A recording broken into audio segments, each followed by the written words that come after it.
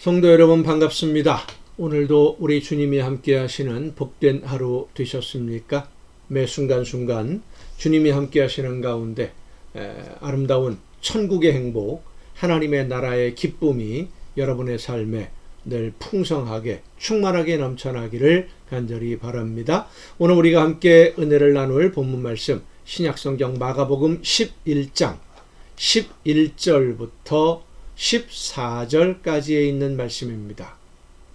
마가복음 11장 11절부터 14절까지에 있는 말씀 봉독합니다. 예수께서 예루살렘에 이르러 성전에 들어가사 모든 것을 둘러보시고 때가 이미 저물매 12 제자를 데리시고 베다니에 나가시니라. 이튿날 그들이 베다니에서 나왔을 때에 예수께서 시장하신지라. 멀리서 잎사귀 있는 한 무화과 나무를 보시고 혹 그 나무에 무엇이 있을까 하여 가셨더니 가서 보신즉 잎사귀 외에 아무것도 없더라. 이는 무화과의 때가 아님이라. 예수께서 나무에게 말씀하여 이르시되 이제부터 영원토록 사람이 네게서 열매를 따먹지 못하리라 하시니 제자들이 이를 듣더라. 아멘.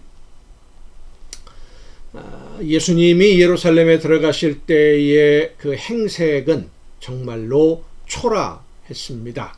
그런데 예수님을 기다리는 사람들의 외침은 온 세상을 정복하고 귀환하는 승리하고 돌아오는 왕을 맞이하는 백성들의 환호와도 같은 그러한 환호였지요. 이 모습은 예수님이 이 세상에 태어나실 때에 있었던 천사들의 합창을 생각하게 합니다. 마국간에서 태어나야 했던 한 어린아이의 모습, 그 모습을 온 세상을 구원할 하나님의 아들이라고 하기는 참 어려운 초라한 행색이었죠. 마국간 구유에 누워있는 갓 태어난 아기가 온 세상을 구원할 하나님의 아들이다. 그렇게 보기가 좀 어렵지 않겠습니까? 하지만 하나님의 아들이 이 세상에 환영하는 사람 하나 없이 태어나고 있을 때 하늘의 천사들이 예수님의 태어나심을 축하하고 있었던 것처럼 온 세상 모든 사람들을 대신하는 제물이 되기 위해서 예루살렘으로 향하시는 예수님의 발걸음, 겉으로 보기에는 나귀 새끼를 타고 가는 초라한 행색이었고 서민의 모습이었지만 사람들의 마음을 움직이신 하나님의 역사하심으로 예수님을 메시아로 기대하는 사람들의 마음이 연쇄 반응을 일으키게 되었고 예수님이 정말로 이스라엘을 회복하실 구원자라고 생각하고 그렇게 믿고 유대인들은 예수님을 환영하고 있었던 것입니다. 물론 예수님의 행색은 제물이 되기 위한, 그래서 모든 사람들이 우러러 볼 만한 그런 모습은 아니었지만, 그러나 하나님은 하나님의 아들이 제물이 되기 위해 예루살렘으로 가시는 그 길을 백성들의 마음을 움직이셔서 환호로 맞이하게 했던 것입니다. 자, 그런데 그렇게 열렬한 환호를 받으며 예루살렘에 들어가신 예수님이 정말 싱겁게, 어떻게 보면 아무 일도 없이 정말로 싱겁게 그날 날이 저무니까 예루살렘을 나오셔서 베단이라는 옆에 있는 마을로 가십니다. 수많은 사람들의 환호를 받으면서 성에 들어가셨으면 어떤 상징적인 행동이라든지 어떤 말씀이라든지 뭐 이런 게 있을 법도 한데, 우리가 보통 생각해 보면 이제 정치를 하는 사람들이 뭐 출마를 한다 그러면 상징적인 장소에서 출마하는 연설을 하지 않습니까? 그 장소에 대한 어떤 의미가 있는 것이고, 그리고 출마하는 그 이야기, 출마의 변이 매우 중요하게 사람들의 뇌리에 각인이 되지요. 아, 나는 이 일을 하려고 한다. 뭐 이런 것이 있는데, 예수님도 그런 어떤 상징적이고 기대할 만한 말씀을 남기실 법도 한데, 성전을 휘 둘러보시고는 말없이 예루살렘에 들어올 때 수많은 사람들의 환호와는 달리 정말 조용하게 예루살렘 성을 다시 나오신 겁니다. 그리고는 그 다음날 다시 성으로 들어가실 때 오늘 본문에 있는 이 일이 벌어집니다. 베다니에서 밤을 지낸 예수님이 다시 예루살렘으로 가시는데 오늘 본문 말씀을 보면 시장하셨다 그랬습니다. 시장하셨다. 배가 고프다는 얘기죠. 말씀을 보면 아침이에요. 아침에 이제 예루살렘으로 다시 들어가시는데 시장하셨다. 그럼 아침 식사를 해결하지 못한 상태로 예루살렘으로 다시 가시는 것이라고 우리는 추측할 수밖에 없습니다. 아침 식사를 해결하지 못한 채 예루살렘으로 가시는 예수님. 시장하신 상태로 길을 나선 것이 분명해요. 본문에도 시장하신지라 그랬으니까요. 나라를 다시 회복하고 구할 위대한 구원자로 기대되는 예수님이 베단이라는 마을에서 머물렀는데 아침 식사를 해결하지 못하고 시장한 상태로 다시 말해서 밥을 굶고 다시 성으로 가신다? 좀 이해하기 어렵지 않겠습니까? 몰려오는 사람들이 많아서 식사할 시간이 없었는지는 모르겠지만 본문 마가복음에 보면 다른 특별한 내용의 기록이 없습니다. 그저 다음날 마을을 나와서 예루살렘으로 가시는 길에 배가 고프셨고 열매 없는 무화과나무를 발견하게 되었다. 잎이 무성한 무화과나무를 발견하게 되었다라는 이것만 있는 것으로 보아서 특별히 어떤 그 베다니라는 마을에서 특별한 사건은 없었던 것으로 생각할 수 있습니다. 배가 고픈 채로 길을 걷던 예수님이 잎이 무성한 무화과나무를 발견했고 가까이 가서 무엇을 좀 있나 열매가 있나 찾아보셨는데 열매가 하나도 없어요. 열매가 없는 것이 당연한 것은 아직 무화과 열매가 익을 때가 되지 않았기 때문입니다. 나무라고 하는 것은 열매가 맺을 때가 되어야 열매를 맺는 것이고 익을 때가 되어야 익는 것이지 않습니까?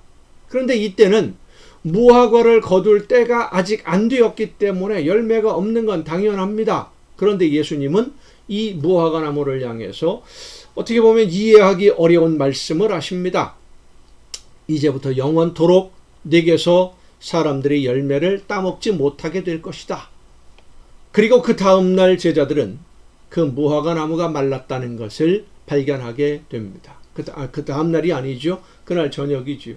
아침에 했던 이야기를 성을 나오면서 제자들이 확인을 했으니까요. 말랐다라고 하는 것은 나무가 말라 죽었다는 얘기입니다. 더 이상 열매를 맺는 나무 구실을 하지 못하게 되었다는 뜻이죠. 왜 예수님은 아직 열매가 익을 때가 되지 않았는데 무화과 나무에서 열매를 찾다가 열매가 없다고 해서 다시는 열매를 맺지 못하게 될 것이다 이런 말씀을 하신 것일까? 다른 무화과 그 주변에 다 혹시라도 다른 나무들이 있었다고 한다면 그런 나무들도 똑같이 말라 죽었을까요? 다른 나무들이 다 말라 죽었다는 기록이 없는 것으로 보아서 그 나무 하나만 말라 버린 것인데 왜 예수님은 그 나무에서 열매를 얻기를 원하셨고 열매가 없는 것을 책망하고 말라버리게 될 것을 말씀하셨을까? 여러 가지 해석이 있을 수 있겠습니다만은 두 가지만 생각해 보려고 합니다. 첫 번째는 잎은 무성한데 열매 없는 신앙을 책망하는 말씀이라고 할 수 있겠습니다. 겉으로 보기에는 화려하고 외형적으로는 거대해서 그럴듯해 보이지만 실제로는 하나님이 기뻐하시는 열매는 하나도 없는 형식적인 신앙에 대한 경고. 그날 예수님이 예루살렘에 들어가셔서 성전을 바라보시면서 성전 안에서 장사하는 사람들을 내쫓는 일이 있으셨는데 그 거대하고 웅장한 성전, 외형적으로는 그럴듯해 보이지만 멋있어 보이지만 그러나 하나님이 기뻐하시는 열매는 하나도 없는, 그래서 결국은 말라 버려야 되는, 오늘 한국교회의 모습을 보는 것 같아서 많이 안타까운 말씀이기도 합니다. 두 번째로는 하나님이 우리에게 열매를 요구하시는 때가 있는데 그 때를 우리가 알 수 없다는 겁니다. 하나님이 원하시면 우리는 언제든 즉시 우리의 열매를 하나님께 드릴 수 있어야만 합니다. 너희는 추수할 때가 아직 멀었다고 하지만 때가 이미 이르렀다 라고 말씀하시는 예수님의 말씀을 우리는 잊지 말아야 됩니다. 아직은 시간이 있는 것 같고 지금 당장 아니더라도 나중에 할 수 있을 것 같지만 지금 즉시가 아니면 할 수 없는 것이 하나님이 우리에게 맡기시는 사명입니다. 하나님이 지금 나에게 맡겨주신 일들, 내가 해야 한다고 하나님이 맡겨주신 사명 어떻게 감당하고 있는지, 내 신앙이 겉으로는 그럴듯해 보이지만 사실은 알맹이 없는 빈 쭉정이 신앙은 아닌지 우리 자신을 늘 돌아볼 수 있기를 바랍니다. 하나님이 언제 나에게 열매를 요구하실지 우리는 알지 못합니다. 오늘이 그날이 될 수도 있다는 것을 생각하면서 겉모양만 그럴듯해 보이는 것이 아니라 하나님이 원하시는 열매로 풍성해지는 우리 모두가 될 수 있기를 간절히 바랍니다. 기도하시겠습니다. 오늘도 연약한 저희들의 삶을 은혜 가운데 이끌어 주시고 돌보시는 아버지 하나님, 하나님이 기뻐하시는 뜻을 깨닫고 원하시는 대로 순종하되 언제든지 하나님이 원하실 때에 열매로 하나님께 드릴 수 있는, 하나님이 원하시는 열매를 드릴 수 있는 준비를 날마다 더할 수 있도록 우리 모두의 마음과 뜻과 생각을 이끌어 주시옵소서. 이 모든 말씀을 예수님의 이름으로 기도하옵나이다. 아멘. 여러분, 오늘도 수고 많으셨습니다. 내일 또 정한 이 시간, 이 가정 예배 시간에 여러분 모두 함께 다 같이 만날 수 있기를 바랍니다. 내일 뵙겠습니다.